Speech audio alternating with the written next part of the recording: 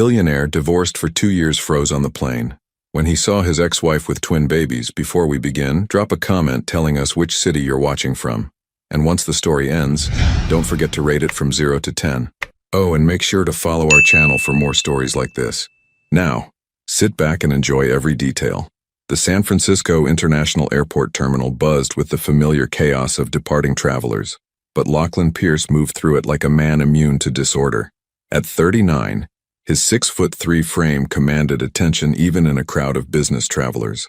His dark charcoal Tom Ford suit was perfectly tailored, emphasizing his broad shoulders and athletic build that he maintained through disciplined morning workouts. Sandy brown hair, styled with precision, caught the terminal's fluorescent lights, while steel gray eyes scanned his boarding pass with the same intensity he applied to billion-dollar contracts. Lachlan's company, Pierce Digital Infrastructure, had revolutionized how data centers operated across 3 continents. He was the kind of man who calculated risk down to the decimal point, who never made decisions based on emotion. Every move in his life was strategic, purposeful, measured, especially the marriage he had orchestrated 4 years ago. He paused near the floor-to-ceiling windows overlooking the tarmac, his mind drifting to that October afternoon when everything changed.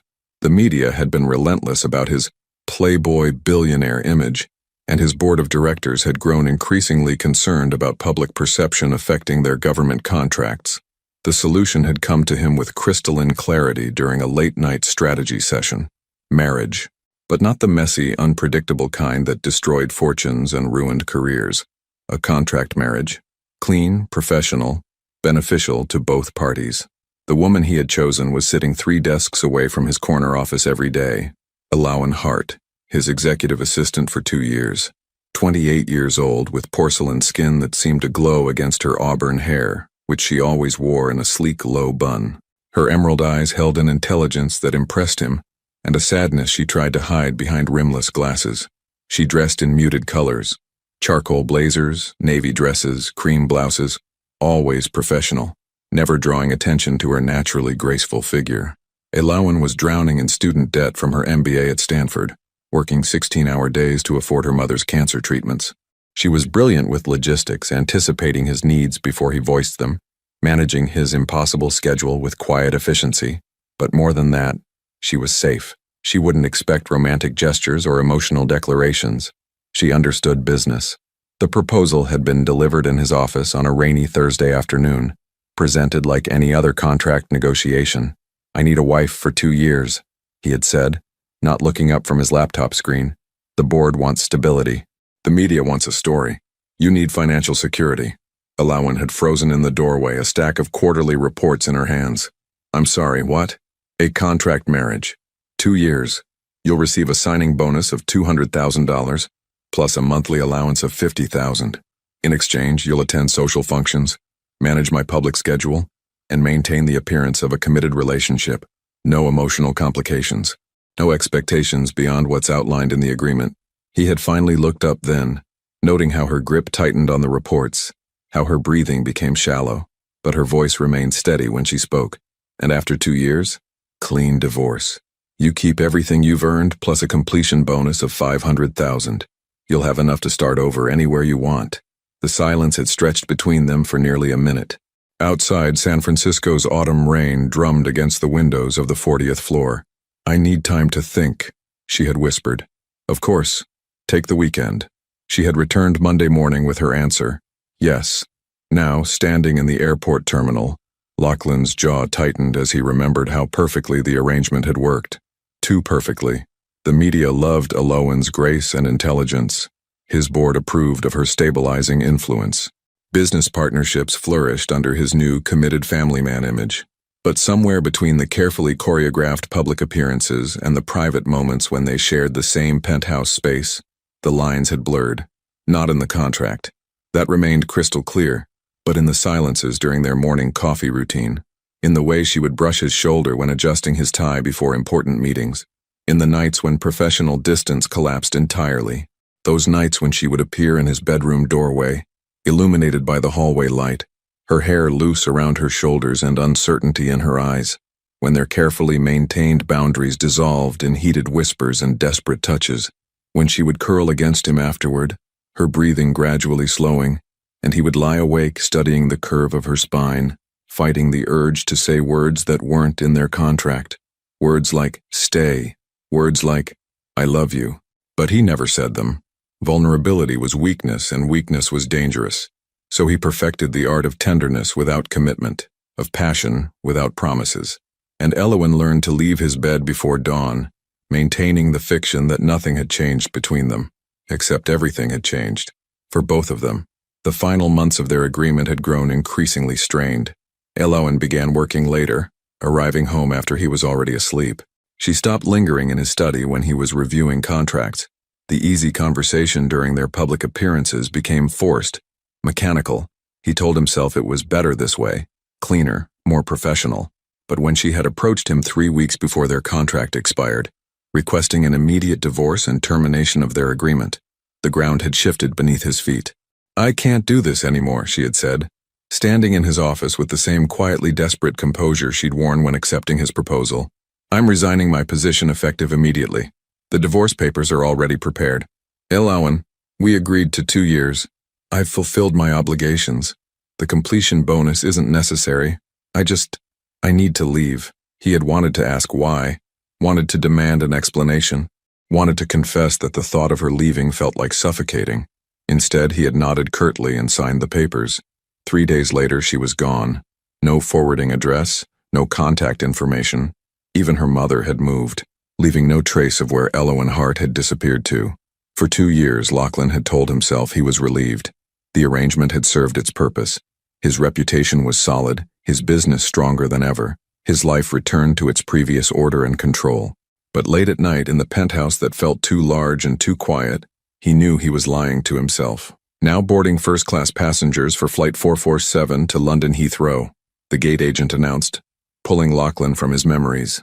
He gathered his carry-on bag, expensive leather, monogrammed, containing exactly what he needed for his 5-day business trip to London, and walked toward the gate.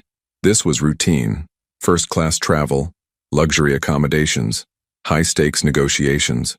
This was his world, predictable and controlled. He handed his boarding pass to the agent, accepting her professional smile with a nod, and walked down the jet bridge. The plane was spacious, modern, everything designed for his comfort and efficiency.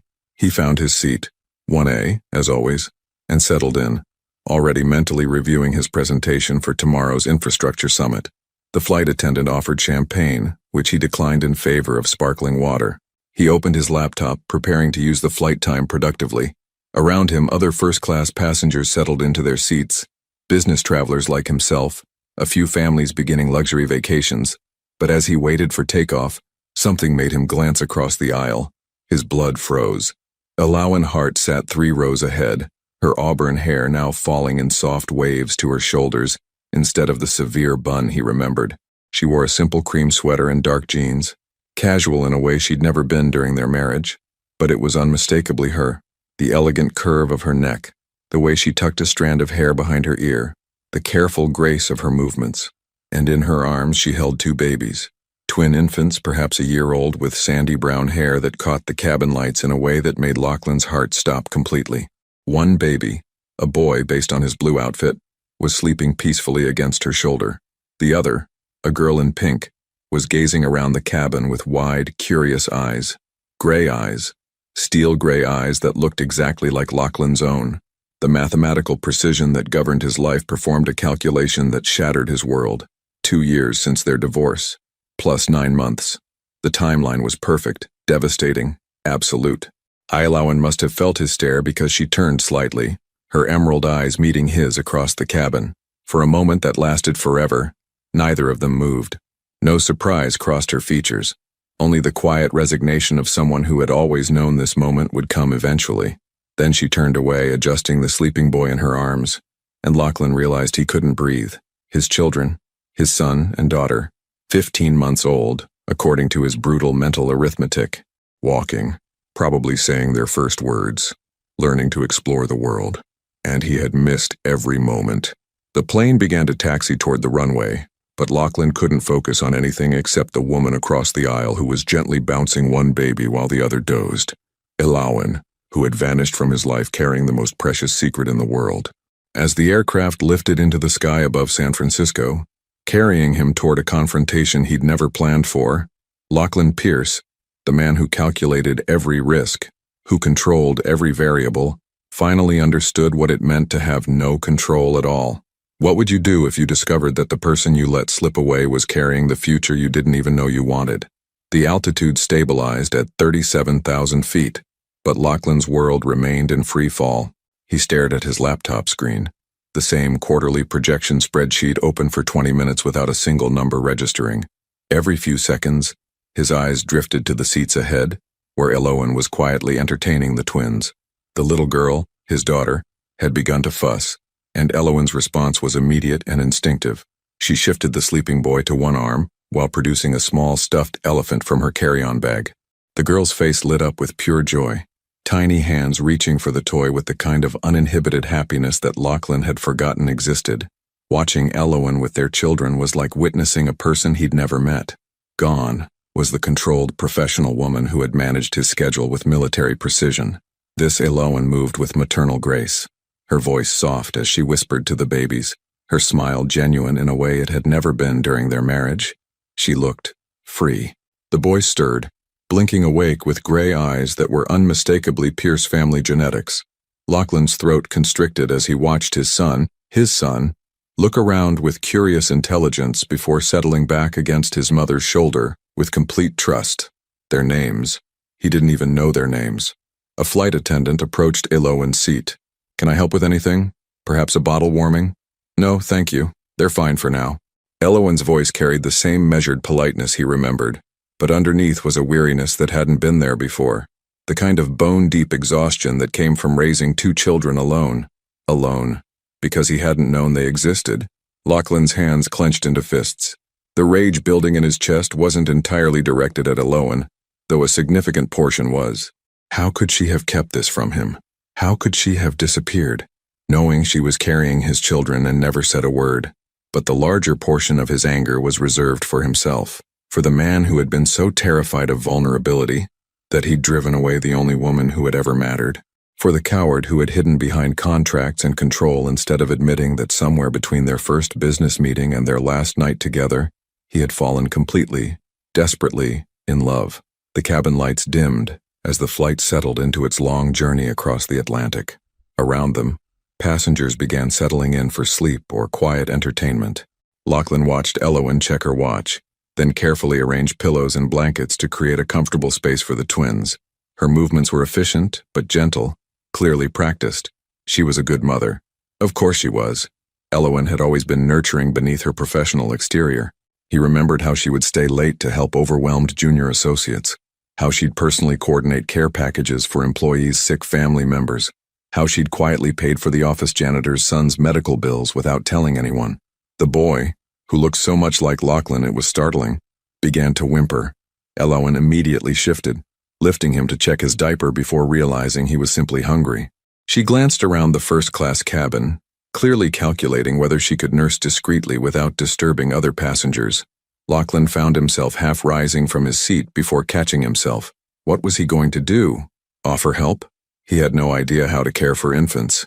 He'd never changed a diaper, never warmed a bottle, never soothed a crying baby. He was a stranger to his own children. The thought hit him like physical pain. Elowen managed to position herself so she could feed the boy while keeping the girl entertained with quiet songs. Even from his distance, Lachlan could hear her humming, a soft, melodic tune he didn't recognize. Her voice had always been beautiful, but this was different. This was the voice of a mother singing to her children, and it contained a tenderness that had never been directed at him. His phone buzzed with an incoming email, probably about tomorrow's London meetings, but he ignored it. For the first time in his professional life, business seemed completely irrelevant. How could he think about infrastructure deals and profit margins when he'd just discovered he was a father? The financial implications alone were staggering. Child support, education costs, health care, housing. Not that money was an issue, but the principle mattered. These children were entitled to everything he could provide, and Elowen had been shouldering that responsibility alone for over a year. Where was she living? How was she supporting herself and two babies? The completion bonus from their divorce would have helped, but raising twins was expensive, especially if she was on her own. On her own. The phrase echoed in his mind like an accusation. During the darkest months after their divorce, when his penthouse felt like a mausoleum, and sleep came only with the help of expensive scotch, he'd hired private investigators to find her. Not to contact her. He'd told himself he just needed to know she was safe. But Elowen Hart had vanished as completely as if she'd never existed. No forwarding addresses, no employment records, no digital footprint. Either she'd changed her name or she'd become remarkably skilled at staying invisible. Now he understood why. She'd been protecting their children from a man who had proven himself incapable of emotional commitment. The girl began to cry, a soft, tired sound that immediately drew several passengers' attention. Elowen tried juggling both babies, but the logistics were clearly challenging in the confined airline seat.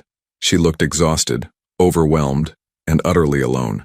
This time Lachlan didn't hesitate. He stood and moved toward her seat, his heart hammering against his ribs. Elowen. She looked up, and for a moment her carefully maintained composure cracked. He saw fear flash across her features. Not of him exactly, but of this conversation, this moment that had been inevitable since the day she'd left. Lachlan. Her voice was steady, but her arms tightened protectively around the babies. Could I help? He gestured awkwardly toward the crying girl. I realize I have no experience, but you look like you could use an extra pair of hands. For several heartbeats, she studied his face as if trying to read his intentions. The other first-class passengers were beginning to notice the interaction, their curious glances adding pressure to an already impossible situation. Finally, Elowen nodded. Her name is Celeste. She's just tired. Celeste. His daughter's name was Celeste.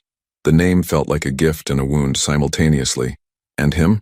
Lachlan asked, settling into the empty seat beside Elowen. Kieran. She adjusted the boy against her shoulder. He's usually the calmer one, but flying disrupts their routine. Kieran and Celeste. Beautiful names thoughtfully chosen. Names he'd had no part in selecting. Carefully, tentatively, Lachlan reached for his daughter. Celeste looked at him with wide gray eyes, so like his own that it was almost painful, before deciding he was acceptable and settling against his chest with a soft sigh. The weight of her, the warmth, the complete trust she placed in him despite being a stranger, it unmade him entirely.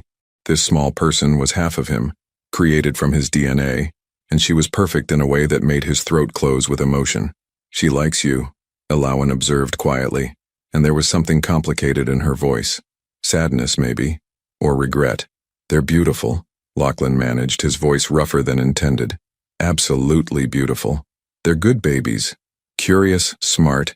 Kieran is already trying to walk, and Celeste loves books. She'll sit and listen to stories for an hour. The casual intimacy of her words, the everyday details of their children's personalities, hit him like a physical blow. 15 months of milestones, of first smiles and first words and first steps, and he'd missed all of it. Elowen, he began, but she cut him off with a slight shake of her head. Not here, she said softly, glancing around at the other passengers. Not now. She was right, of course. This conversation was too big, too important, too explosive for a crowded airplane. But holding his daughter, feeling her tiny fingers curl around his thumb, Lachlan knew that nothing would ever be the same. The plane flew through the night toward London, carrying 3 adults whose lives had just become irrevocably intertwined, and 2 babies who had no idea their world was about to change forever. The cabin had settled into the quiet rhythm of a red-eye flight. Most passengers were asleep, their reading lights dimmed, leaving only the soft blue glow of the emergency exit signs and the occasional flight attendant passing through with silent efficiency. But in row 3, sleep was impossible. Lachlan held Celeste against his chest, marveling at how naturally she had settled into his arms. Her tiny hand was fisted in his shirt, and her breathing had evened into the peaceful cadence of infant sleep. Every few minutes she would make a small sound, a contented sigh or a sleepy murmur, and his heart would contract with a fierceness that caught him off guard. Beside him, Elowen was gently patting Kieran's back, coaxing him toward sleep after his feeding. In the dim cabin lighting, her profile was achingly familiar yet subtly changed. The sharp angles of exhaustion had softened her features in some places, and carved deeper lines in others. Motherhood had transformed her in ways both beautiful and heartbreaking. "You're staring," she said without looking at him, her voice barely above a whisper. "I'm trying to understand," he replied just as quietly. "How you could disappear, how you could keep this from me."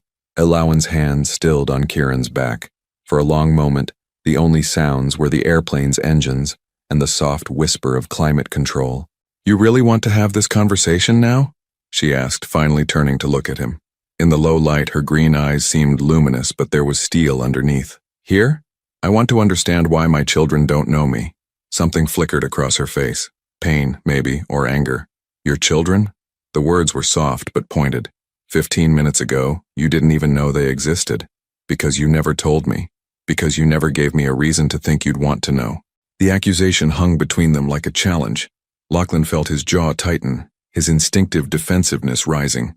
But Celeste shifted against his chest, making a small sound of protest at his sudden tension, and the reminder of her presence forced him to moderate his tone.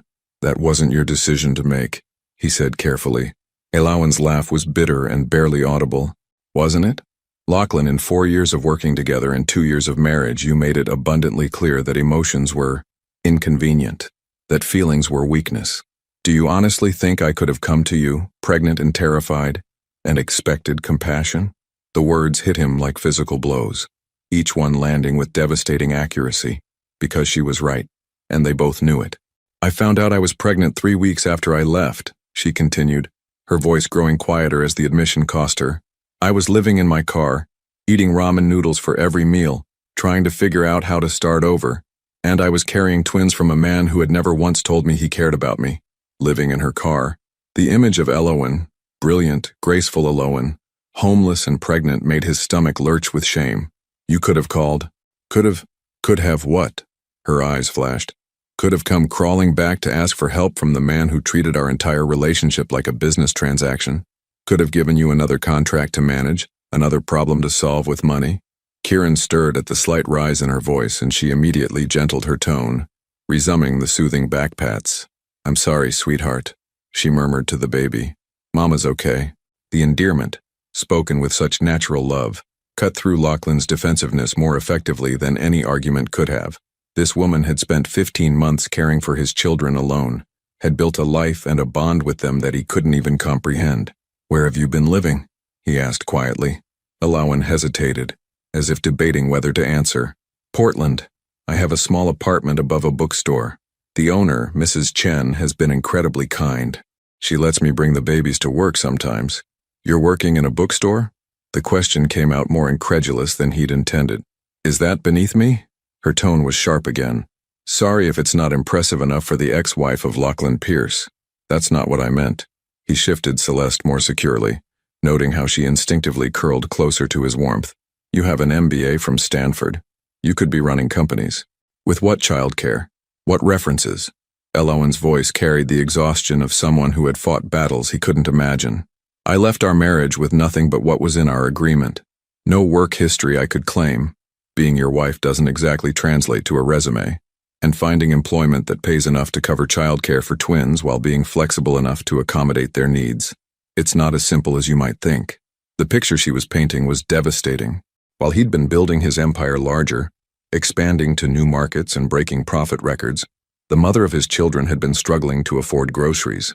The completion bonus went to medical bills when Kieran had pneumonia at 6 months. She said flatly, "Premature babies have complications and insurance doesn't cover everything." Premature. Another piece of information that hit him like a punch. His children had been born early, had faced health challenges, had spent time in a NICU while he was completely oblivious to their existence. "How early?" he asked, his voice rough. 34 weeks. They were in the hospital for 3 weeks. Elawan's hand moved protectively to Kieran's head. "It was the hardest thing I've ever experienced. Sitting in that NICU alone, not knowing if they were going to be okay, having no one to call or lean on. The image of her in a hospital, terrified and alone while their premature babies fought for life, nearly undid him. He had to close his eyes against the wave of self-loathing that crashed over him. "Elawan," he whispered, and the name came out like a prayer or an apology. She must have heard something in his voice because her expression softened slightly. "They're fine now, completely healthy. Kieran's actually ahead on most of his milestones. And Celeste is brilliant. She recognizes letters already. Pride. That's what he heard in her voice when she talked about their children's accomplishments. Pride and love and fierce protectiveness. Emotions he had no right to share but desperately wanted to. "What are you doing on this flight?" he asked. "Where are you going?" For the first time, Alawan looked uncertain. We're moving to London. Temporarily. Mrs. Chen has a sister who owns a small publishing house there. She offered me a position, editorial assistant with the possibility of working from home some days. It's not much, but it's a start. London. She was moving to London, the same city he was flying to for business.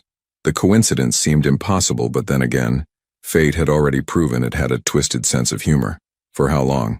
6 months initially. Maybe longer if it works out. She studied his face carefully. Why? Before he could answer, Celeste stirred in his arms, her small face scrunching as she began to wake. Without thinking, Lachlan found himself gently bouncing her, his hand rubbing circles on her tiny back the way he'd seen Aloan do. To his amazement, it worked. Celeste settled back into sleep with a contented sigh. "She likes you," Aloan observed again, and this time there was something wistful in her voice. "She doesn't know any better," Lachlan replied, but there was no bitterness in it. Just truth. Maybe that's for the best. They're quick to love, quick to trust. It's adults who complicate things. The observation hung between them, loaded with meaning. Outside the airplane windows, stars wheeled across the Atlantic darkness, and somewhere below, the ocean carried its secrets toward distant shores. "I have meetings in London all week," Lachlan said finally. "But after that, I'd like to spend time with them, if you'll let me." Elowen was quiet for so long he thought she might refuse. When she finally spoke, her voice was carefully neutral. "They're your children too. I've never wanted to keep them from you, Lachlan. I needed to protect them. And myself. From me? From disappointment. From hoping for something that might never come." The words were honest enough to cut, and accurate enough to leave him speechless. Because what could he promise her? That he'd changed. That he was ready to be the father these children deserved. He didn't even know if that was true. But holding Celeste, watching Kieran sleep peacefully against his mother's shoulder, Lachlan felt something shift inside his chest. Something that felt suspiciously like hope. The plane flew on through the night, carrying a fractured family toward an uncertain future, while questions multiplied in the darkness like stars. Heathrow Airport materialized through the morning fog like a promise and a threat. After 8 hours in the air, the cabin stirred with the restless energy of approaching arrival.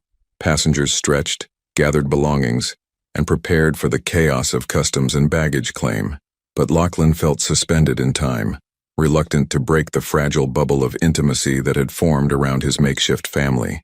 Celeste had spent the last 2 hours of the flight alternating between his arms and Aloan's, as if testing this new person who had appeared in her small world. Each time she settled against his chest, each time her tiny fingers explored the texture of his shirt or the curve of his watch, Lachlan felt another piece of his carefully constructed defenses crumble. Kieran had been more cautious, content to observe this stranger from the safety of his mother's embrace. But when Lachlan had made faces during a particularly fussy moment, the baby had rewarded him with a gummy smile that nearly stopped his heart. "Ladies and gentlemen, we're beginning our descent into London Heathrow," the captain announced. "Local time is 7:45 a.m., with partly cloudy skies and a temperature of 12 degrees Celsius. Aloan began the practiced routine of securing the babies for landing, checking car seats, organizing diaper bags, ensuring bottles were accessible. Her movements were efficient but tinged with exhaustion that seemed bone deep. Lachlan watched her work, noting details he'd never paid attention to during their marriage. The way she unconsciously hummed when concentrating, how she double-checked everything twice, the gentle firmness with which she handled the twins. "Do you need help with anything?" he asked as she struggled to manage both car seats while keeping the babies calm. "I've got it," she replied automatically, then caught herself. "Actually, could you hold Kieran while I get Celeste settled?" It was a small request, but it felt monumental. Lachlan accepted his son with hands that trembled slightly, still amazed by how natural it felt despite his complete lack of experience. Kieran studied his face with solemn gray eyes as if trying to solve a puzzle. "He's trying to figure you out," Aloan observed, securing Celeste's car seat with practiced efficiency. "He's the cautious one. Celeste trusts everyone immediately, but Kieran takes his time." "Smart boy," Lachlan murmured, and was rewarded with another tentative smile from his son. The plane touched down with barely a bump, and soon they were taxiing toward the gate. Around them, the first-class cabin filled with the sounds of phones powering on, conversations resuming, and the general bustle of arrival, but their small row remained cocooned in uncertain quiet. "What happens now?" Lachlan asked as the plane came to a stop. Elowen didn't meet his eyes. "We go through customs. I take the babies to our hotel to rest while I figure out the tube system. Tomorrow I start looking for permanent housing." "Your hotel?" "Nothing fancy. Just a small place in Bloomsbury that takes families." The thought of her navigating London alone with 2 babies, staying in some budget hotel, made his jaw clench. "That's not necessary." "Lachlan, I own a flat in Knightsbridge, 3 bedrooms, fully furnished. You and the children should stay there." Elowen's eyes flashed. "I'm not accepting charity." "It's not charity. It's—" He struggled for words that wouldn't sound possessive or controlling. "It's practical, safe. And it would let me spend time with Kieran and Celeste while you get settled." "While you get settled too, you mean?" "Yes," he admitted, "while I figure out how to be their father." The honesty seemed to surprise her. She studied his face for a long moment, clearly weighing options and risks. Around them, passengers were beginning to deplane, but their row remained frozen in negotiation. "1 week," she said finally, "while I find something permanent, and I pay rent." "Elowen, rent, or I find my own place today?" He nodded, recognizing the steel in her voice that meant further argument was futile. "Fine. Rent." They gathered their belongings and joined the slow procession off the plane. In the jet bridge, with Celeste sleeping in her carrier and Kieran alert in his car seat, they looked like any other family arriving for a London vacation. The illusion was almost painful in its normalcy. Customs proved surprisingly smooth. Lachlan's diplomatic passport expedited the process, and Elowen's documentation was thorough and organized. Within an hour, they were standing in the arrivals hall, surrounded by the multilingual chaos of one of the world's busiest airports. "My driver should be here," Lachlan said, scanning the crowd of uniformed chauffeurs holding signs. "Driver?" Elowen raised an eyebrow. "Of course you have a driver. His name is James. He's been with me for 3 years whenever I'm in London.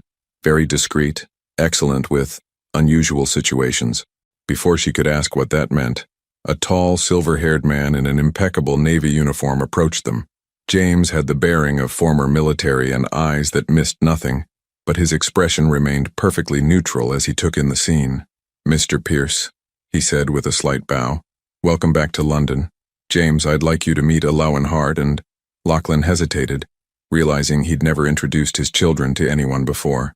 "My son and daughter, Kieran and Celeste." If James was surprised by this development, he showed no sign of it. "A pleasure, Ms. Hart. And might I say the little ones are absolutely beautiful." Elowen smiled, the first genuine smile Lachlan had seen from her since the airport. "Thank you, and please call me Elowen." "Of course. Now, shall we collect your luggage? I've brought the larger vehicle, anticipating you might have additional requirements." James's efficiency was remarkable. Within minutes, he'd secured their bags, installed the car seats with expert precision, and was guiding them through London traffic with the smooth competence that had made him invaluable to Lachlan's London operations. In the back seat, Lachlan found himself hyper-aware of every detail. The way morning light caught the auburn highlights in Elowen's hair, how she unconsciously reached to check on each baby every few minutes, the quiet contentment of his children as they watched the city pass by their windows. "First time in London?" James asked Elowen through the intercom. "Yes, though I've read about it extensively. I studied abroad in college but never made it here." "Where did you study?" Lachlan asked, realizing there were vast gaps in what he knew about her life before she'd become his assistant. "Florence, art history, and literature. I spent a summer living above a tiny bookshop near the Ponte Vecchio, helping the owner catalog her collection in exchange for room and board." The image of a younger Elowen in an Italian bookshop, surrounded by centuries-old texts and Renaissance art, was both enchanting and heartbreaking. How had he worked beside her for 4 years without knowing these essential details about who she was? "That sounds magical," he said softly. "It was. It's actually where I fell in love with rare books and publishing. Mrs. Chen reminds me of Signora Benedetti, the way she treats books like living things that deserve respect and care." Kieran began to fuss, and Elowen automatically reached into her bag for a bottle. But the motion jostled Celeste, who had been dozing, and suddenly both babies were crying in the confined space of the car. "I'm sorry," Elowen said, trying to manage both children while trapped by her seatbelt. "They're just tired and overwhelmed." "Here," Lachlan said, unbuckling his own seatbelt and shifting to help. "I've got Celeste. For the next 10 minutes, they worked together to soothe the twins, Lachlan holding and gently bouncing Celeste while Elowen fed Kieran. It was chaotic and stressful and completely natural, as if they'd been co-parenting for years instead of hours. "You're getting better at this," Elowen observed as Celeste settled into sleep against his shoulder. "Beginner's luck." "No," she said thoughtfully. "I think you're more instinctive than you realize." The compliment, small as it was, felt like absolution. They pulled up outside an elegant Georgian townhouse in Knightsbridge, its black door gleaming in the morning light. James efficiently unloaded their luggage while Lachlan fumbled with unfamiliar car seat latches, eventually succeeding in freeing a now awake and curious Kieran. "Welcome home," he said to Elowen, then caught himself. Welcome to London." But she was staring up at the building with something close to panic. "Lachlan, I can't afford this. The rent is whatever you think is fair. This building probably costs more per month than I make in a year. Then you'll pay what you can and I'll consider the rest an investment in my children's safety and comfort." Before she could protest further, the front door opened to reveal Mrs. Harrison, the building's concierge, a formidable woman in her 60s who managed Lachlan's flat with military precision. "Mr. Pierce," she said warmly, then her eyes shifted to Elowen and the babies. "And you must be our new residents. How wonderful. I've prepared the flat with everything I thought you might need for the little ones." Lachlan blinked in surprise. He'd called ahead to say he was bringing guests, but he hadn't specified. James mentioned there would be babies. "Mrs. Harrison explained with a knowing smile. "I took the liberty of arranging cribs, a high chair, some basic supplies. I hope that's acceptable." Looking at Elowen's stunned expression, at his children taking in their new surroundings with wide eyes, at this community of people who had instantly mobilized to welcome his family, Lachlan felt something shift in his chest. For the first time in his adult life, his carefully controlled world was spinning into beautiful chaos, and he was discovering he didn't want to stop it. The Knightsbridge flat was a testament to understated luxury. Floor-to-ceiling windows overlooking Hyde Park, cream silk wallpaper, antique furniture that whispered of old money and older taste. But as Elowen stepped inside carrying Celeste, the opulence felt more like an accusation than a welcome. Mrs. Harrison had indeed thought of everything. The spare bedroom had been transformed into a nursery with matching cribs, a changing station, and shelves lined with age-appropriate toys. The kitchen gleamed with new high chairs, bottle warmers, and enough baby supplies to stock a small store. "This is too much," Elowen whispered, setting Celeste's carrier down carefully. "It's practical," Lachlan replied, though even he seemed overwhelmed by the thoroughness of the preparations. "Mrs. Harrison is efficient." Kieran had fallen asleep during the car ride, and remained blissfully unconscious as Lachlan transferred him to one of the cribs. The sight of his son in the elegant nursery, this child who had spent his first year in a cramped Portland apartment, created a complicated knot in Lachlan's chest. "I should let you rest," he said, hovering uncertainly in the doorway. "I have meetings starting at noon, but I could cancel." "Don't." Elowen's voice was sharp with exhaustion. "We need time to adjust, and you need time to think about whether this is really what you want." "What I want?" "Children change everything, Lachlan. Not just your schedule or your living space. Everything. Your priorities, your sleep, your freedom, your heart. And once you're in their lives, you can't take it back without devastating them." The warning hit him like a challenge. "You think I'm going to walk away? I think you've never had to put anyone else's needs before your own. And I think when you realize what that actually means, the 3 a.m. feedings, the tantrums, the way they'll need you even when it's inconvenient, you might discover this isn't the life you want." Before he could respond, Celeste woke with a sharp cry that quickly escalated to a full wail. Elowen moved immediately to soothe her, but the baby was inconsolable, her tiny face red with distress. "She's overstimulated," Elowen explained, bouncing Celeste gently. "New place, new smells, disrupted routine. This might take a while." As if summoned by his sister's cries, Kieran woke and added his voice to the chaos. Within minutes, both babies were screaming with the particular intensity that only overtired infants could achieve. Lachlan watched Elowen try to manage both children, her movements growing more frantic as nothing seemed to work. Dark circles shadowed her eyes, and her hands shook slightly with fatigue. "Let me help," he said, reaching for Kieran. "You have meetings." "Forget the meetings." The next 3 hours were a masterclass in humility. Every time they managed to calm one baby, the other would start crying. Kieran rejected every bottle Lachlan offered, seeming to sense his inexperience. Celeste refused to be put down, clinging to Elowen with desperate fingers. By the time both children finally fell into exhausted sleep, Lachlan felt as though he'd run a marathon. His expensive shirt was stained with spit-up, his hair disheveled, and his usual composure completely shattered. Elowen collapsed onto the sofa, her head falling back against the cushions. "Welcome to parenting," she said with dark humor. "This was actually a good day. You should see them when they're teething." Lachlan sank down beside her, careful to maintain distance but close enough to study her profile. "How do you do this alone? You adapt. You learn to function on 2 hours of sleep. You discover reserves of patience you didn't know existed." She turned to look at him. "You also cry a lot, especially in the beginning. I'm sorry. For what? For not being there. For making you face this alone. For being too much of a coward to realize what I was losing when you left." Elowen was quiet for a long moment, her green eyes searching his face. "You're saying that now, while they're asleep and angelic. But Lachlan, this isn't a business deal you can optimize. It's not a problem you can solve with money or strategy. Some days they'll hate you. Some days you'll question every decision you've ever made, and you'll have to show up anyway every single day for the next 18 years. I know. Do you? Because the man I married had contingency plans for his contingency plans. He needed control, predictability, guaranteed outcomes. Children offer none of those things." Her words stung because they were accurate. But holding his children, watching them trust him despite being strangers, had awakened something in him that felt bigger than fear. "Maybe I need to learn to live without control," he said quietly. "Maybe you do." His phone buzzed insistently. His assistant, probably wondering where he was for the infrastructure summit. The meeting that had brought him to London now seemed absurdly irrelevant. "Answer it," Elowen said, noting his glance at the phone. "It's not important."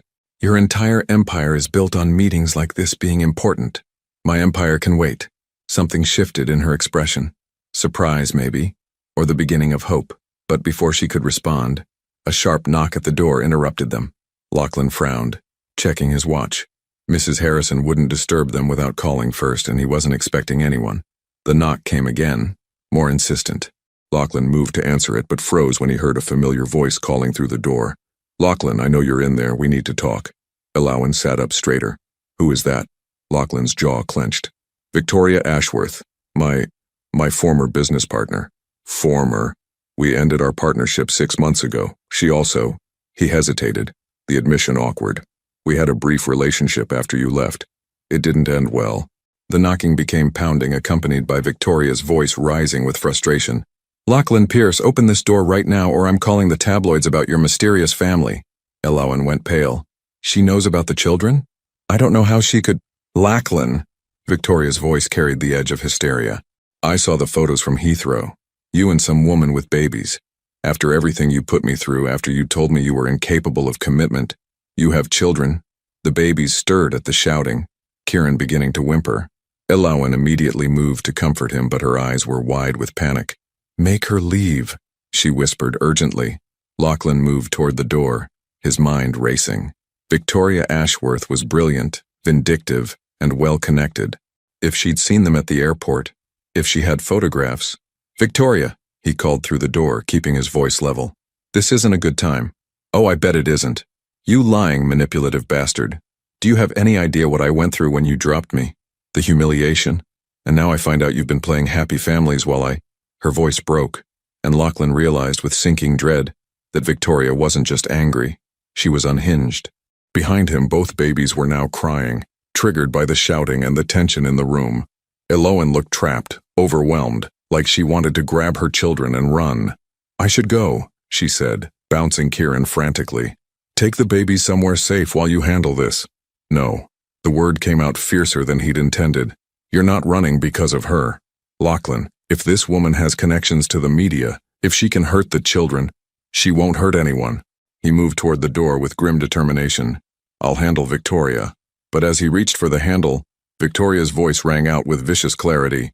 "I hope they're worth it, Lachlan, because by tomorrow morning, the whole world is going to know that the great Lachlan Pierce has been hiding his secret family."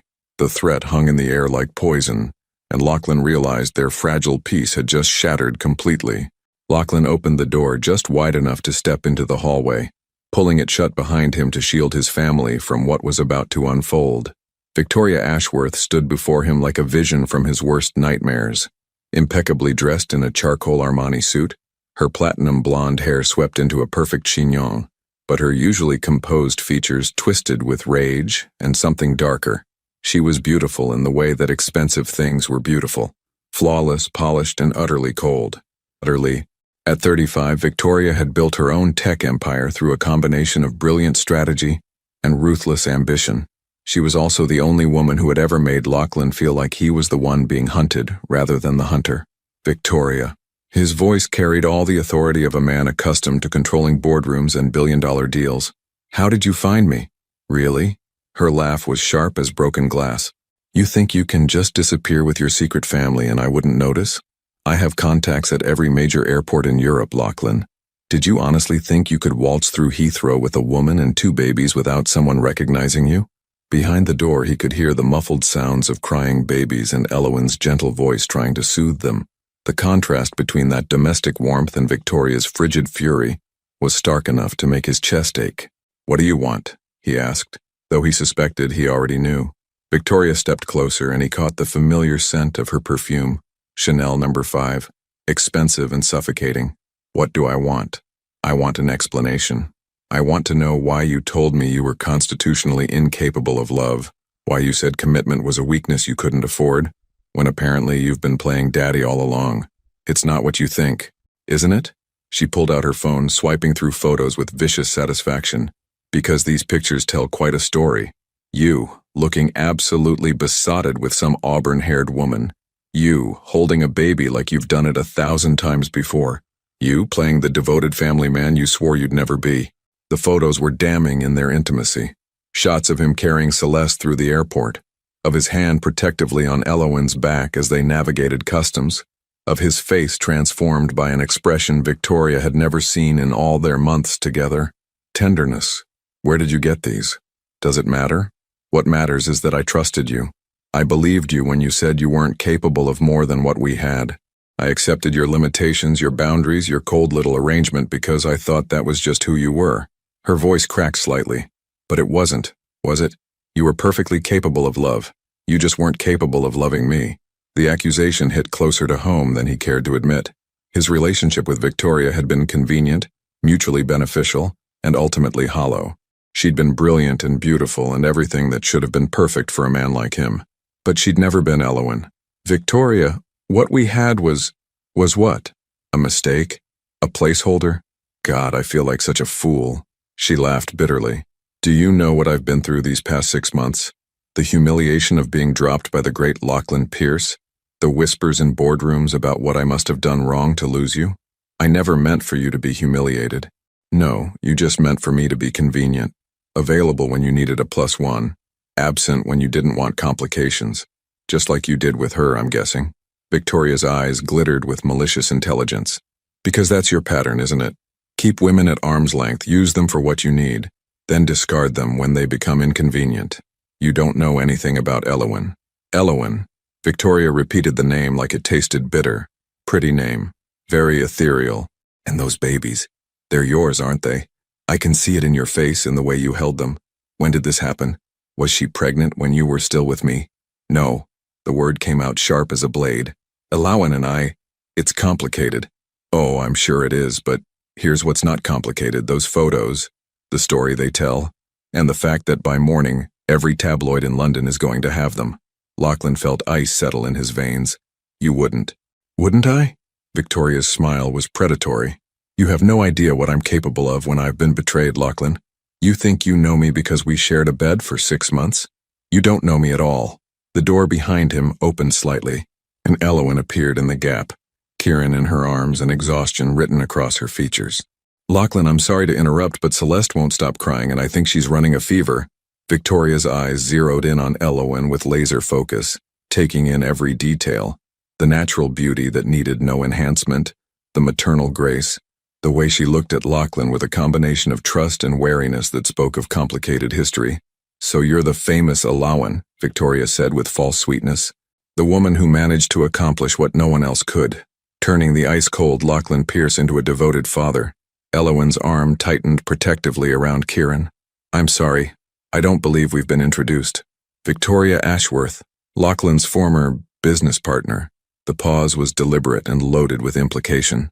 "Current crisis," Lachlan interjected firmly. "Elowen, go back inside. I'll be there in a moment." But Victoria wasn't finished. "Tell me, Elowen, how long have you known Lachlan? Because I'm trying to figure out the timeline here. When exactly did he become this wonderful family man you seem to think he is?" "Victoria, enough." Lachlan's voice carried a warning that would have silenced most people. Victoria ignored him completely. "Because the man I knew was incapable of genuine emotion. Charming, yes. Passionate, absolutely. But love? Commitment? The kind of devotion that creates families?" She laughed cruelly. "That man didn't exist. So either you've performed some kind of miracle, or you're about to learn some very painful truths about the father of your children." Elowen went very still, and Lachlan could see the fear creeping into her eyes. Not fear of Victoria, but fear that these venomous words might contain some element of truth. "What does she mean?" Elowen asked quietly. "She means nothing. She's angry and trying to cause trouble." "Am I?" Victoria pulled out her phone again. "Because I have 6 months of messages here, Elowen. Messages where Lachlan explained in great detail why he could never be what I wanted, why emotional attachments were weakness, why he had no interest in children or family, or any of the things normal people value. Show her," Victoria continued, scrolling through her phone. "Show her the text where you said, and I quote, 'Love is a luxury I can't afford and a risk I won't take.' Or this one, 'Children represent chaos and unpredictability, everything I've spent my life avoiding.'" Each quoted message hit Elowen like a physical blow. Lachlan watched the color drain from her face, watched her hold Kieran closer, as if shielding him from the poison Victoria was spilling. Those messages were what? Lies? Jokes? Victoria's voice rose. "Because they seemed pretty sincere when you were explaining why you were ending our relationship, when you were telling me that I was asking for something you were constitutionally incapable of giving." Kieran began to cry, sensing his mother's distress, and from inside the flat came the sound of Celeste's escalating wails. Elowen looked overwhelmed, trapped between the chaos inside and the venom outside. "I have to go," she whispered, backing toward the door. "The babies need—" "Of course," Victoria said with false sympathy. "Run along and take care of your children. But Elowen, you might want to ask yourself what changed Lachlan's mind about family, because in my experience men like him don't change. They just get better at pretending." The door closed behind Elowen with a soft click that sounded like judgment. Lachlan was left alone in the hallway with Victoria and the wreckage of words that couldn't be taken back. "Satisfied?" he asked, his voice deadly quiet. Not even close. Victoria's smile was sharp as winter. "I want you to suffer the way I did. I want you to lose everything that matters to you the way you took everything that mattered to me. I never promised you anything." "No. But you promised her something, didn't you? Otherwise, why would she be here? Why would she trust you with those babies?" Victoria leaned closer, her voice dropping to a whisper. "What happens when she realizes that the devoted father act is just that? An act? What happens when you revert to type and destroy another woman who was foolish enough to believe in you? You don't know what you're talking about, don't I? Because from where I'm standing, it looks like you're about to break that poor woman's heart all over again. And when you do, I'll be there to document every moment of it." Victoria turned toward the elevator, pausing to deliver her final blow. "Oh, and Lachlan, those photos will be in tomorrow's papers whether you cooperate or not. But if you want to control the narrative, if you want to protect your little family from the worst of it, you'll call me, because I'm the only one who can make this story go away." The elevator doors closed on her satisfied smile, leaving Lachlan alone in the hallway with the taste of ash in his mouth and the sound of his children crying through the door. Everything Victoria had said was true. He had written those messages, had meant them when he sent them. The man who had told Victoria Ashworth that love was weakness was the same man now standing outside a flat where his family waited, broken and afraid. And for the first time since he'd seen Elowen on that airplane, Lachlan wondered if she might be better off without him after all. Lachlan stood outside the door for a full minute, listening to the chaos within and trying to find the courage to face what he'd destroyed. The crying had intensified, both babies now wailing in the particular way that signaled complete overwhelm. Through the door, he could hear Elowen's voice, strained and desperate as she tried to soothe them. When he finally entered, the scene that greeted him was heartbreaking. Elowen sat on the floor of the living room, Kieran in her arms while Celeste lay on a blanket beside her, both children red-faced and inconsolable. Elowen herself looked close to tears, her hair disheveled and her hands shaking slightly as she rocked back and forth. "They can sense it," she said without looking up at him. "Children always know when something's wrong. They feel our stress, our fear, She swallowed hard. Our doubts. Lachlan knelt beside them, reaching for Celeste. His daughter turned toward him instinctively, her cries softening slightly at his touch, but her little body remained tense with anxiety. "Elowen, what Victoria said, was it true?" Her voice was steady, but when she finally looked at him, her green eyes held a pain that cut him to the bone. "Those messages she quoted, did you really say those things?" The silence stretched between them, broken only by the baby's gradually quieting sobs. Lachlan could lie, could claim Victoria had fabricated everything, but he'd already caused enough damage with dishonesty. "Yes," he said quietly. "I said those things." Elowen closed her eyes as if absorbing a physical blow. "When? 6 months ago, when I ended things with her. 6 months after I left you?" "Yes." Kieran had stopped crying and was now watching his parents with solemn gray eyes, as if he understood the gravity of the conversation happening around him. Celeste had settled against Lachlan's chest, her tiny fist gripping his shirt with surprising strength. "So you moved on that quickly?" Elowen said, her voice carefully neutral. "Found someone new, had a relationship with her." It wasn't like that." "What was it like then?" Lachlan struggled to find words that wouldn't sound like excuses. "Victoria and I were business partners. The relationship was convenient, mutually beneficial. She understood that it wasn't emotional. Until she wanted more. Until she wanted more," he confirmed. "And that's when you told her that love was weakness, that children were chaos you'd spent your life avoiding." Elowen's voice grew quieter with each word. "Did you mean it?" "I thought I did. You thought you did." She repeated the words as if testing their weight. "And now? Now that you've discovered you have children, that you've been forced into this situation, what do you think now?" The question hung between them like a challenge. Around them, the elegant flat seemed to mock the simple honesty of the moment. All this luxury couldn't buy him the right words to repair what had been broken. "I think," Lachlan said carefully, "that I was scared. I think I built my entire identity around control and success because those were the only things that felt safe. And I think when you left, when I realized what I'd lost, I became even more committed to that lie because the alternative was admitting I'd destroyed the best thing in my life." Elowen shifted Kieran to her other arm, the movement causing him to fuss slightly. "But you didn't come after me." "No, you didn't try to find me." "I did." The admission surprised them both. "I hired investigators. For 3 months I had teams looking for you, but you'd vanished completely. So you gave up. So I told myself it was for the best, that you were better off without me, that I'd only hurt you more if I tried to drag you back into my life. And then you found Victoria." The name fell between them like a stone into still water, creating ripples of pain and regret. Lachlan watched Elowen's face carefully, noting the way her jaw tightened, the way she unconsciously pulled Kieran closer. "Victoria was a mistake," he said finally, "a way of proving to myself that what we had was replaceable, that I could function without needing anyone. Did it work?" For a while, he paused, watching Celeste's peaceful face as she dozed against his chest. "Until it became clear that she wanted something real, and I realized I couldn't give her what I'd already given to someone else." Elowen's eyes snapped to his. "What do you mean?" "I mean that every night I spent with Victoria, I was thinking about you. Every conversation, every touch, every moment, I was comparing it to what we'd had and finding it wanting. She deserved better than that. You both did. So you ended it. I ended it. Badly. Cruelly. I told her all those things about love and children and emotional attachment because I was trying to convince myself as much as her. I was trying to build walls high enough that no one could get through them again." Kieran had fallen asleep in Elowen's arms, his tiny face peaceful despite the turmoil surrounding him. She looked down at their son with an expression of infinite tenderness before speaking. "Do you know what the worst part was?" she asked quietly. "When I found out I was pregnant, the first thing I felt wasn't fear or panic, it was joy.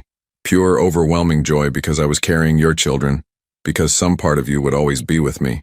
Her words hit him like physical blows. And then reality set in, she continued. The reality of raising 2 babies alone. The reality of explaining to them someday why their father wasn't part of their lives. The reality of knowing that the man I'd fallen in love with had never really existed. Elowen. Had he, Lachlan? Because the man I married, the man I shared those nights with, was any of that real?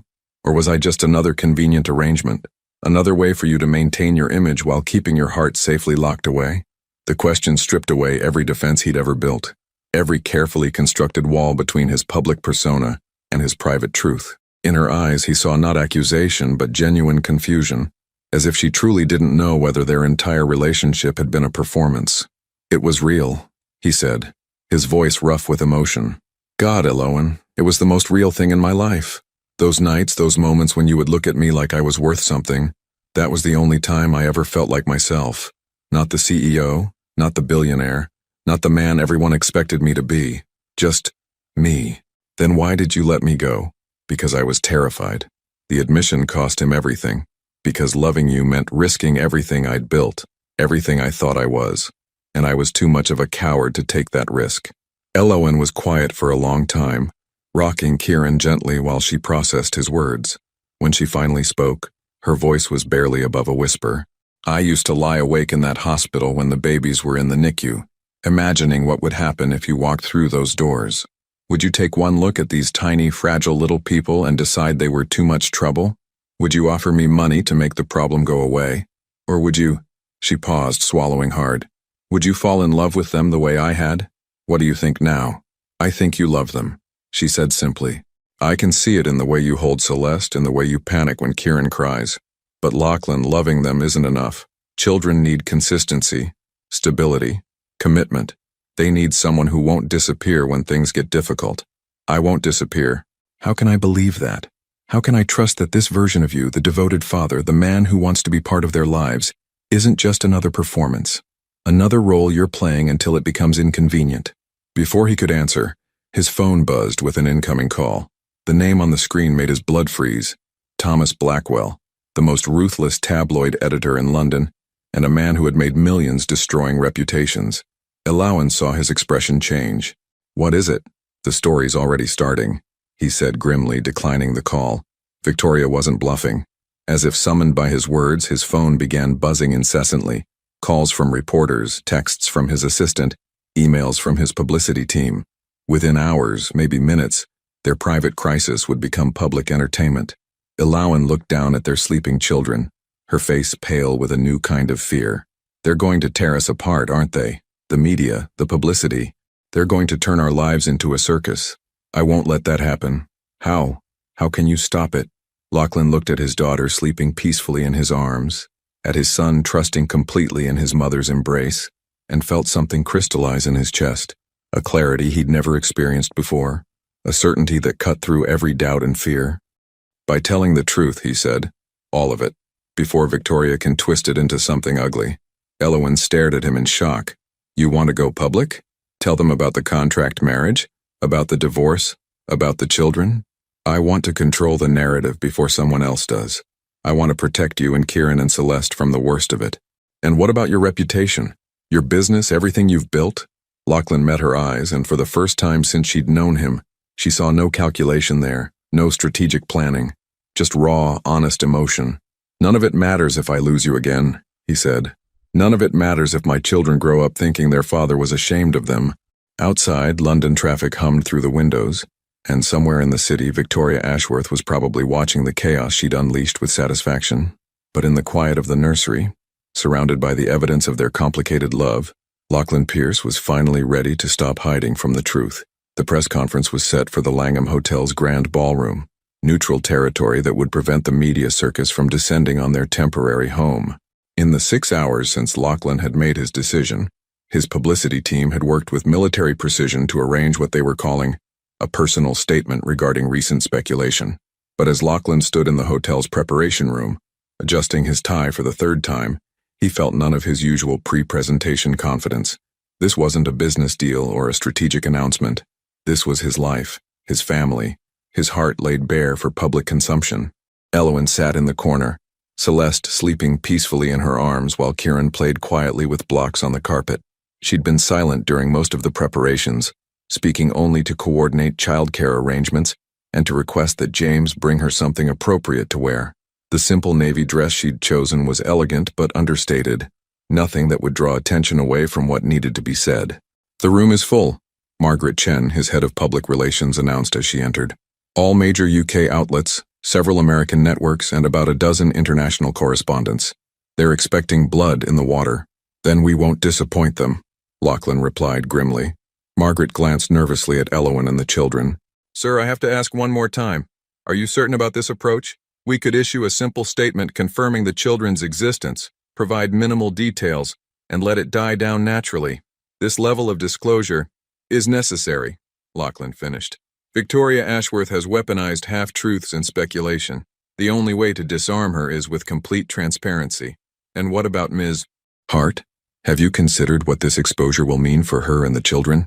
Elowen looked up from Celeste, her green eyes meeting Margaret's concerned gaze.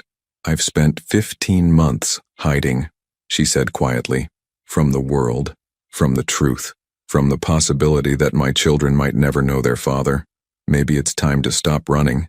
Kieran looked up at the sound of his mother's voice, offering her one of his blocks with a gummy smile that made Lachlan's heart contract. In a few minutes, that sweet, innocent face might be splashed across every newspaper in Europe. The thought made him physically ill. "Last chance to change your mind," he said to Elowen. "Is that what you want? For me to change my mind? I want you to feel safe. I want our children to be protected.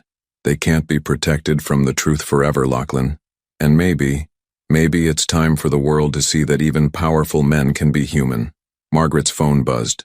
"5 minutes," she announced. "The podium is set up for 2 as requested. Are you both ready?" Lachlan nodded, but as they prepared to leave, Elowen caught his arm. "What if this backfires?" she asked quietly. "What if telling the truth just makes everything worse?"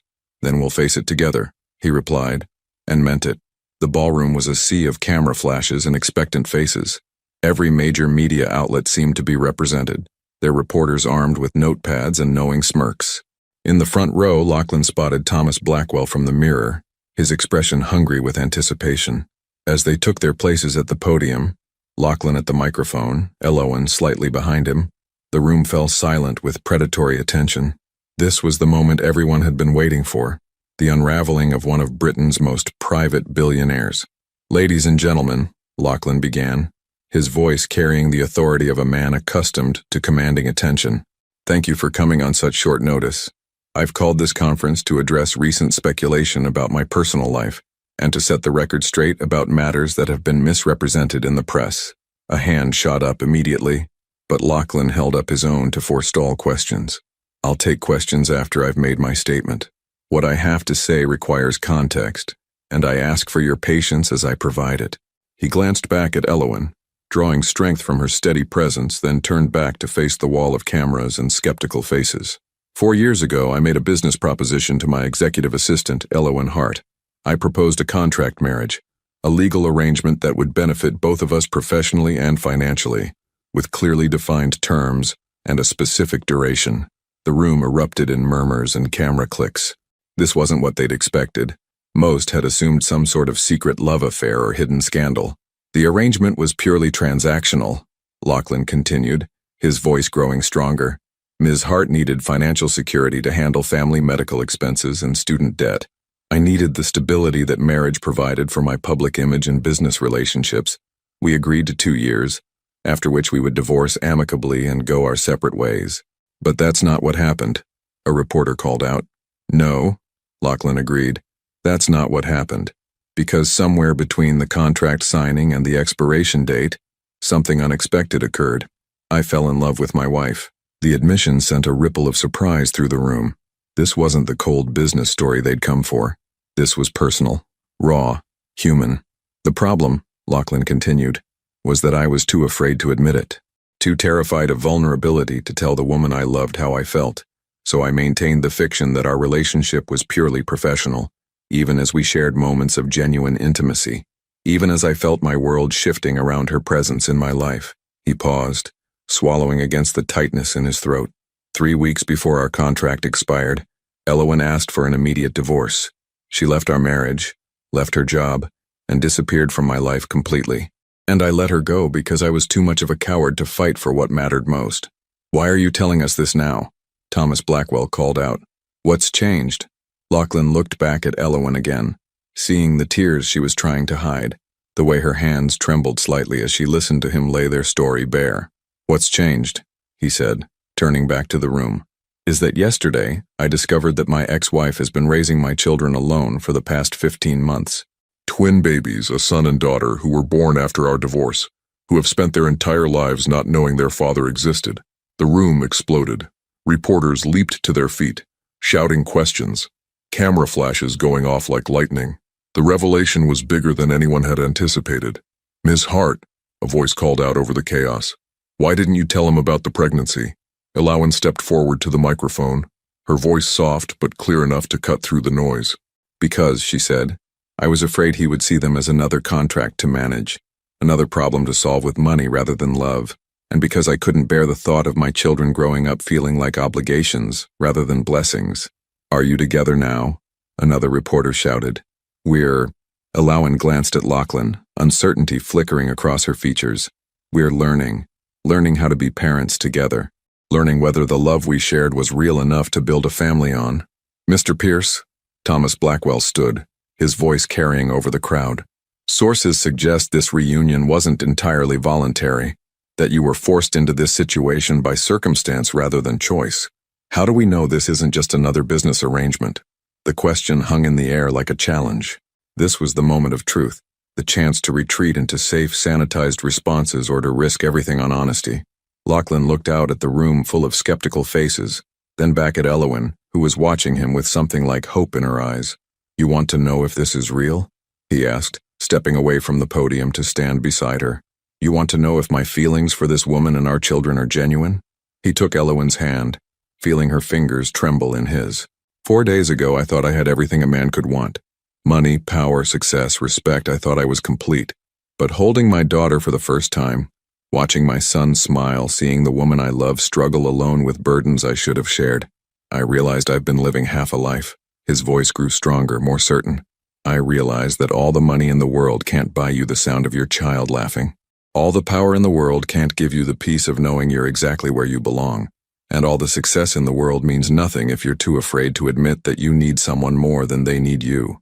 He turned to face Elowen fully, no longer caring about the cameras or the reporters or the story this would become. I love you, he said, loud enough for everyone to hear but speaking only to her. I loved you when we were married. I loved you when you left. And I love you now. I love our children with a fierceness that terrifies me. And if you'll let me, I want to spend the rest of my life proving that this time, I'm brave enough to choose love over fear. The room had gone completely silent. Even the cameras had stopped clicking. In that moment, there was only Lachlan and Elowen and the truth hanging between them like a bridge across an impossible chasm. Tears were streaming down her face now, and her hand tightened in his. You terrible, wonderful man, she whispered, just loud enough for the microphones to catch. You couldn't have said that privately. I've spent too much of our relationship hiding in private, he replied. I wanted the whole world to know that Elowen Hart and our children are the most important thing in my life. The room erupted again, but neither of them was paying attention anymore. Because in the middle of a media circus, surrounded by strangers and cameras and the weight of public scrutiny, they had finally found their way back to each other. And this time, Lachlan wasn't going to let fear make him lose her again. The aftermath of the press conference hit like a tsunami. Within hours, their story dominated every news cycle from London to New York. Pierce's family was trending globally, with reactions ranging from romantic admiration to cynical skepticism. But in the quiet sanctuary of the Knightsbridge flat, none of the outside noise mattered as much as the conversation that still needed to happen. Elowen sat on the nursery floor, watching Kieran and Celeste play with the expensive toys Mrs. Harrison had provided. Both children seemed blissfully unaware that their faces were now splashed across newspapers worldwide, their innocent smiles captured by telephoto lenses as they'd been carried from the hotel. Do you regret it? Lachlan asked from the doorway, his voice carefully neutral. She looked up at him, this man who had just upended his entire carefully constructed life for her and their children. He'd changed out of his press conference suit into jeans and a simple gray sweater, but he still carried the tension of someone waiting for judgment. Which part? She asked. The press conference? The truth? Or falling in love with you in the first place? Any of it. All of it. Elowen considered the question while Celeste crawled over to her, pulling herself up on unsteady legs to demand attention. Their daughter had been particularly clingy since the chaos began, as if sensing the emotional upheaval around her. I regret that it took this long, she said finally. I regret that we wasted 2 years being afraid of what we felt. I regret that our children's first public appearance was at a press conference, instead of at a park or a playground like normal families. But I don't regret the truth, and I don't regret loving you, even when it nearly destroyed me. Lachlan stepped into the room, sitting cross-legged on the floor beside them with an unconscious grace that would have surprised his business associates. Kieran immediately crawled toward him, fascinated by this person who was becoming less of a stranger with each passing hour. There's something else we need to discuss, Lachlan said, lifting Kieran onto his lap. Victoria called an hour ago. Elowen's body tensed. What did she want? To congratulate me on my performance, as she put it. She seemed to think the press conference was just another strategic move. And what did you tell her? That she'd lost? That her threats were meaningless now that the truth was public? Elowen studied his face, noting the way his jaw tightened when he mentioned Victoria's name. But that's not all, is it? Lachlan was quiet for a moment, bouncing Kieran gently while he found his words. She made it clear that this isn't over, that she has other ways to hurt us, hurt the children. She mentioned custody challenges, investigative journalists, ways to make our lives hell that don't require tabloid headlines. Fear flickered across Elowen's features. She can't take them away from us. No, she can't. But she can make fighting to keep them expensive and traumatic. She can drag our private lives through court proceedings, force invasive investigations into our fitness as parents. Celeste began to fuss, and Elowen automatically lifted her, using the familiar routine of maternal comfort to steady herself. What are you saying? I'm saying that being with me puts you and the children at risk, that loving me comes with consequences you shouldn't have to face. The words hung between them like a test, and Elowen felt the familiar fear creep up her spine, the fear that he was looking for an exit, a reason to retreat back into his carefully controlled world. So what do you want to do? She asked, her voice carefully neutral. I want to marry you, he said simply. The words hit her like a physical shock. What? I want to marry you. For real this time. Not a contract, not an arrangement, not a strategic alliance. I want to marry you because I love you and I want our children to grow up in a home where their parents choose each other every day. Elowen stared at him, searching his face for any hint of calculation or strategy, but all she saw was raw honesty and something that looked suspiciously like hope. Lachlan, I know it's crazy. I know we have 1,000 things to work through, and I know I have no right to ask for another chance after everything I've put you through. But Elowen, I can't lose you again. I won't survive it this time. Before she could respond, the doorbell rang with sharp insistence. They both froze, remembering the media circus outside, but James's voice came through the intercom. Mr. Pierce, there's a Dr. Sarah Chen here to see Ms. Hart. She says it's regarding the children's medical records. Elowen went pale. She's not supposed to be here for another 2 days. Who is she? Lachlan asked. The pediatrician who's been treating Kieran and Celeste in Portland. She was supposed to forward their medical files to a London practice, but she said she wanted to examine them one more time before the transition. Something cold settled in Lachlan's stomach. You didn't arrange for her to come here? No, and she doesn't have this address. They looked at each other with growing alarm. James's voice came through the intercom again. Sir, should I send her up? No, Lachlan said sharply. James, ask to see her identification, and call building security. Of course, sir. Elowen was already moving, gathering the babies with quick efficiency. Something's wrong. Dr. Chen would never show up unannounced, and she certainly wouldn't have our address. Lachlan's phone buzzed with a text message. When he read it, his blood turned to ice. You should have taken my offer when you had the chance. Some secrets are bigger than love stories. Be Victoria, he said grimly, showing Elowen the message. What secrets? What is she talking about? Before he could answer, James's voice crackled through the intercom again, but this time with urgency. Mr. Pierce, the woman downstairs isn't Dr. Chen. She's a private investigator named Miranda Davies. She claims to have information about Ms. Hart that you need to see immediately. Elowen's face went white. Miranda Davies, she whispered. You know her? She's the investigator who helped me disappear after our divorce. The one who created my new identity, helped me stay hidden. Elowen's voice shook. If she's here, it means someone with serious resources has been looking for me. Victoria. But why now? What could she possibly hope to gain? Lachlan's mind raced through possibilities, each one worse than the last. Victoria was brilliant, vindictive, and patient. If she'd hired the same investigator who had helped Elowen vanish, it could only mean she'd uncovered something devastating. His phone rang. Victoria's name on the screen made his jaw clench, but he answered. "What do you want?" "To make you an offer." Victoria's voice was silk over steel. "One last chance to save your little family from complete destruction. I'm listening. Meet me. Tonight. Alone. The Shard observation deck. 10 p.m. Come alone, or I promise you that by tomorrow morning, Elowen Hart will be facing charges that will destroy her life and take those children away from both of you forever." The line went dead. Elowen had heard enough to understand the threat. "What charges, Lachlan? What is she talking about?" "I don't know, but we're going to find out." He stood, his face set with grim determination. "Call Margaret. Tell her to get our lawyers here immediately. Call Mrs.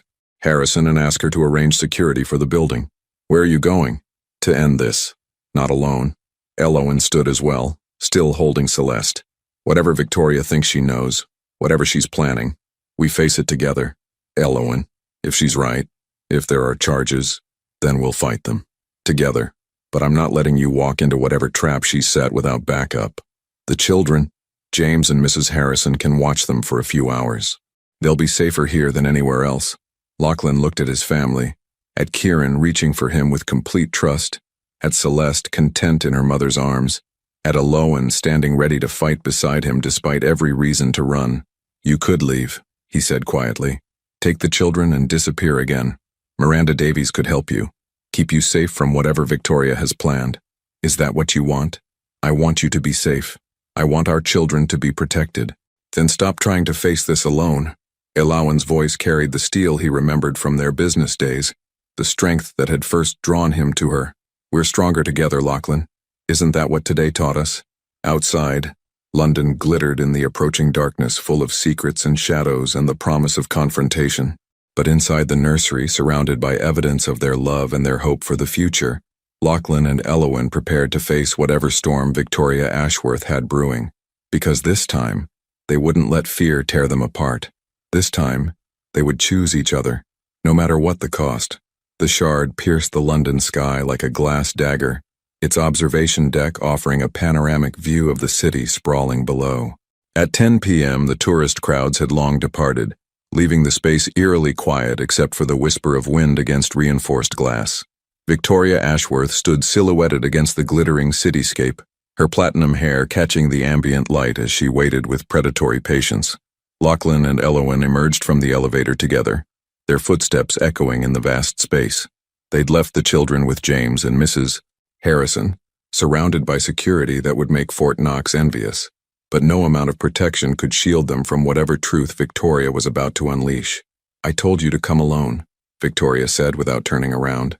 "And I told you that we're done playing by your rules," Lachlan replied, his voice carrying across the observation deck. Victoria finally turned, and in the ambient lighting, her beauty was sharp as winter, all elegant angles and calculated perfection. But her eyes held a darkness that spoke of obsession and barely controlled rage. How touching. The devoted couple, ready to face anything together. Her smile was razor sharp. "I wonder if that unity will survive what I'm about to tell you." "Just say what you came to say," Elowen said, her voice steady despite the fear Lachlan could feel radiating from her. "Oh, I will. But first, let me set the stage." Victoria moved to one of the floor-to-ceiling windows, gesturing at the city below.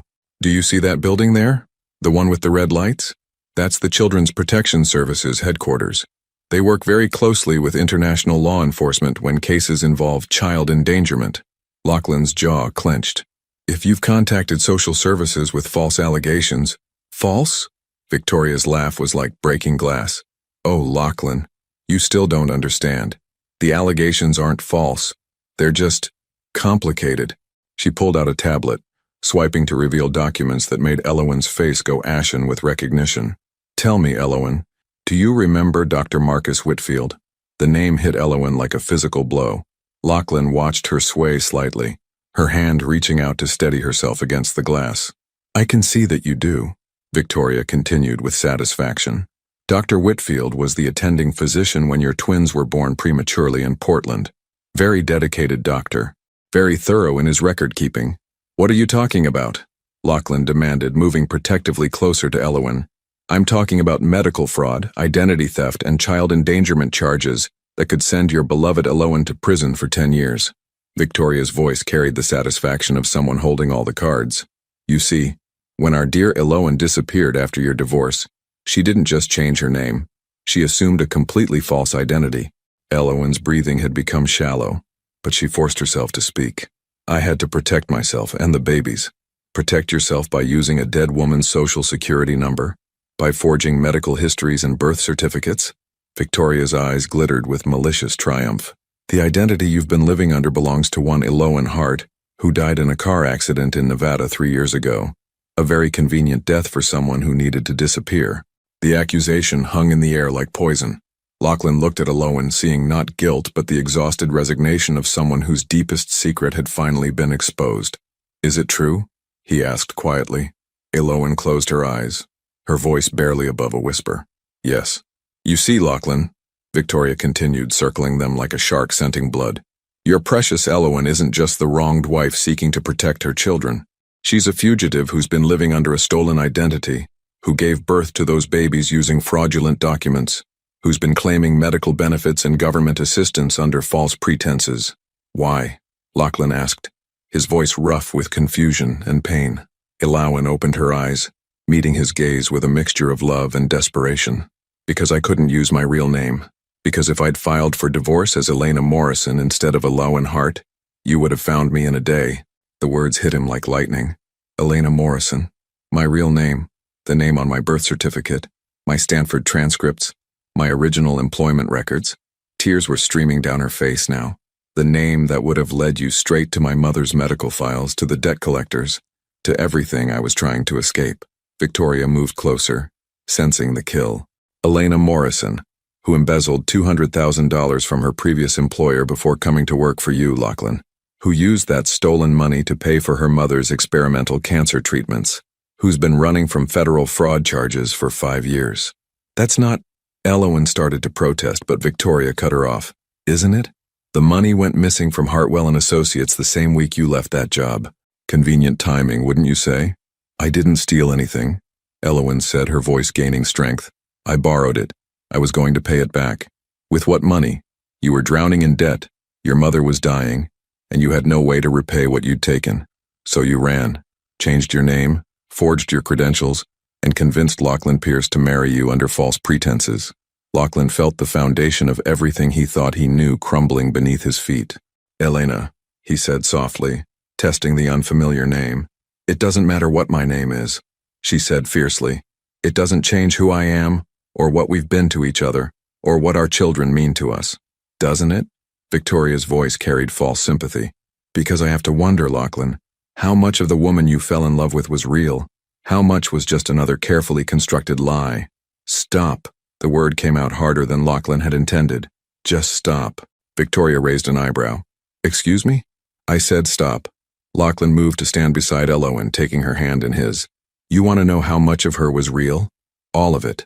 Every moment, every conversation, every night we spent together, that was real. Even though she lied to you about everything? Her name, her past, her very identity? Especially because she lied to me. Lachlan's voice grew stronger, more certain. Do you know what it takes to reinvent yourself completely? To build a new life from nothing, with no support, no safety net, no one to turn to? It takes courage I can't even imagine. He turned to face Elowen fully, his gray eyes holding hers with unwavering intensity. You want to know what I see when I look at you? I see a woman who was brave enough to sacrifice everything to save her mother. I see someone who was strong enough to start over with nothing when staying would have been easier. I see the mother of my children, who protected them from a world that would have torn them apart. Lachlan, Elowen whispered, fresh tears spilling down her cheeks. I see the woman I fell in love with, whether her name is Elowen or Elena or anything else. Because your name isn't what makes you who you are. Your heart is, your courage is, your capacity to love despite everything you've been through. That's what makes you extraordinary. Victoria's composure cracked slightly. How touching. But love doesn't erase criminal charges, Lachlan. Love doesn't make fraud disappear. No, Lachlan agreed, but money does. Influence does. And I have both. He pulled out his phone, dialing a number Victoria recognized with growing alarm. Michael, it's Lachlan Pierce. I need you to wire transfer $500,000 to Hartwell and Associates immediately. Yes, tonight. With a letter stating that the funds represent repayment plus interest for a loan made to Elena Morrison 5 years ago. Full documentation, retroactive paperwork, whatever it takes to make this legal and binding. Victoria stepped forward, her mask finally slipping to reveal naked fury. You can't what? Pay back money that should have been repaid years ago? Hire the best lawyers in London to ensure my wife's safety? Use every resource at my disposal to protect my family? Lachlan's smile was sharp as a blade. Watch me. He ended the call and immediately dialed another number. Margaret, I need you to contact the U.S. Attorney's Office immediately. I'm prepared to make a full settlement for any outstanding charges against Elena Morrison, with the understanding that all charges will be dropped upon repayment. Yes, I know what time it is. Make it happen. Victoria was backing away now, realizing that her carefully laid trap was closing around her instead of its intended targets.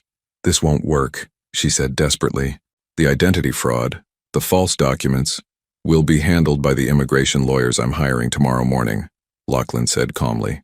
Elena Morrison will resume her legal identity, with full documentation and government cooperation.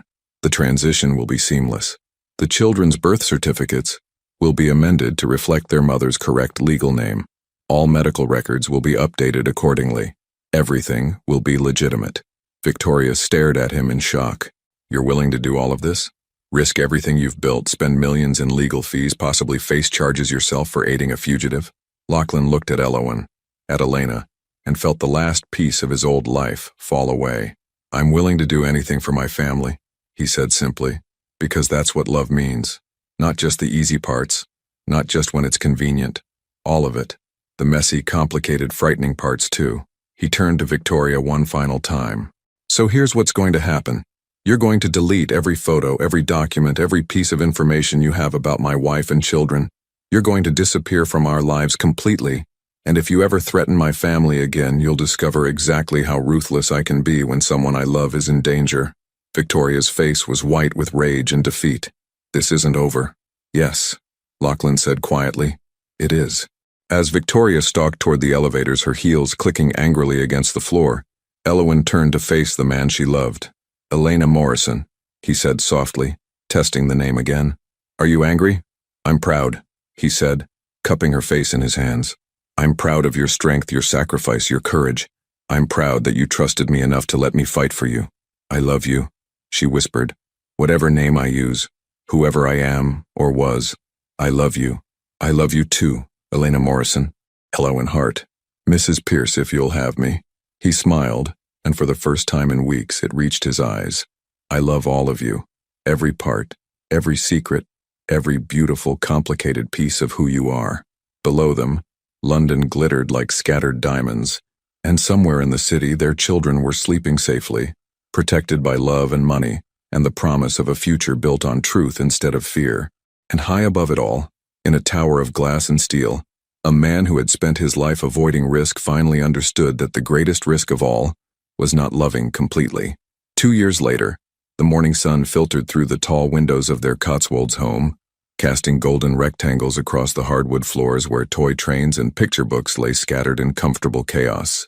Elena Pierce, she'd legally reclaimed her birth name after marrying Lachlan for the second time, sat cross-legged on the Persian rug, watching their 3-year-old twins navigate the complex social dynamics of sharing. Mine, Celeste declared, clutching a stuffed elephant to her chest with the fierce possessiveness that only toddlers could manage. Share, Cece, Kieran said with the patient wisdom of someone exactly 3 minutes older than his sister. He offered her one of his toy cars in exchange, and after a moment of serious consideration, Celeste accepted the trade. Good negotiating, Lachlan observed from the doorway, balancing a tray of coffee and toast. At 41, he moved with the easy confidence of a man who had finally learned to prioritize what truly mattered. His sandy hair was slightly longer now, often tousled by small hands, and his eyes held a warmth that had been absent during his corporate days. They get it from you, Elena replied, accepting her coffee with a grateful smile. Yesterday, Kieran convinced Mrs. Chen to give him an extra biscuit by offering to help reorganize her bookshelf. Brilliant boy, though I think he gets his charm from you. Elena laughed, the sound rich and unguarded in a way it never had been during their first marriage. We both know charm isn't my strong suit. I'm more of the stubborn determination until you wear everyone down type. That's not charm? Lachlan settled beside her on the floor, immediately becoming a human climbing structure as both children abandoned their toys in favor of their father. Because it worked on me. The house around them bore little resemblance to either of their previous homes. The Knightsbridge flat had been sold, along with most of Lachlan's unnecessary properties. This Georgian manor house in the Cotswolds was smaller than his former penthouse but infinitely warmer, filled with family photos, children's artwork, and the comfortable clutter of people who actually lived in their space. Elena had kept her promise to work in publishing, though now she ran her own small press from the converted stable block, specializing in debut literary fiction. It was work that fed her soul in ways that corporate efficiency never had, and Lachlan had scaled back his business empire to focus on sustainable infrastructure projects that made a difference rather than just generating profit. "Daddy playground?" Celeste asked, tugging on his sleeve with the persistence of someone who knew her requests were rarely denied. "After breakfast," he promised, which earned him a delighted squeal and an enthusiastic hug that nearly knocked him backward. "She has you completely wrapped around her finger," Elena observed with fond exasperation. "They both do, and so do you." He caught her hand, running his thumb over the simple platinum band that had replaced the elaborate diamond from their contract marriage. No complaints here. Elena studied their joined hands, still sometimes amazed by how different this felt from their first attempt at marriage. Then, every touch had been tentative, loaded with unspoken rules and careful boundaries. Now their physical connection was as natural as breathing, hands that sought each other automatically, casual kisses, the easy intimacy of people who had seen each other at their worst and chosen to stay anyway.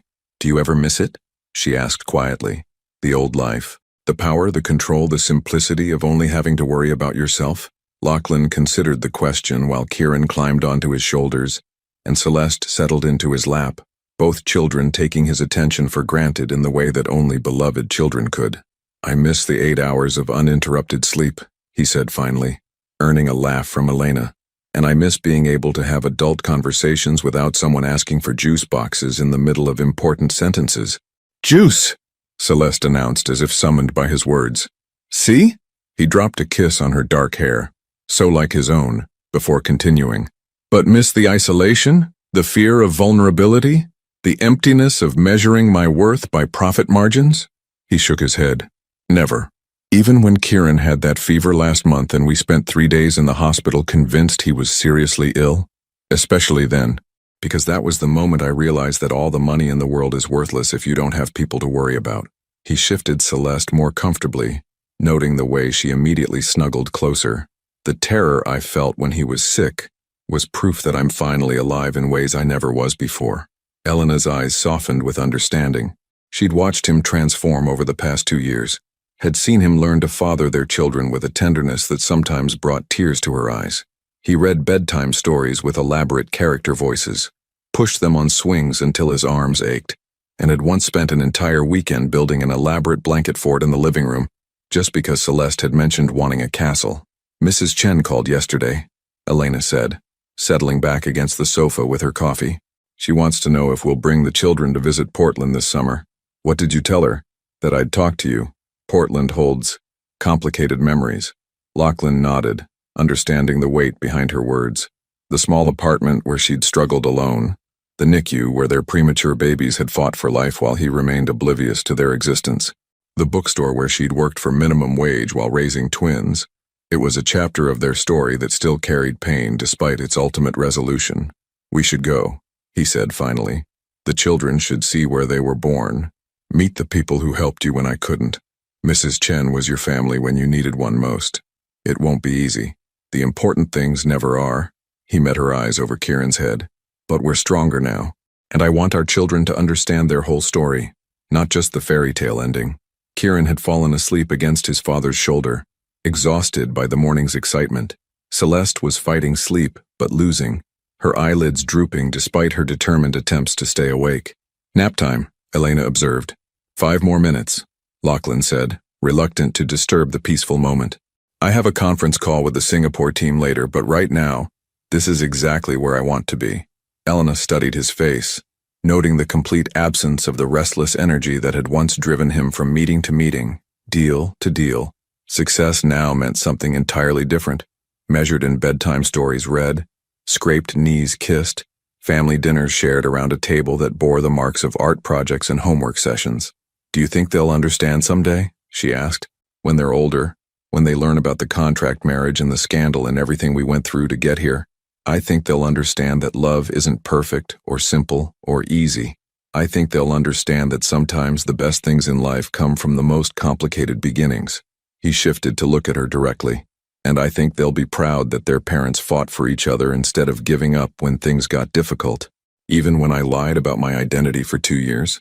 Especially then, because you did what you had to do to survive, to protect them, to build a life for our family. That's not something to be ashamed of. That's something to be proud of." The legal resolution of Elena's past had taken 18 months and more money than most people saw in a lifetime, but it was finally, completely behind them. Elena Morrison Pierce was now her legal name, with documentation that satisfied both American and British authorities.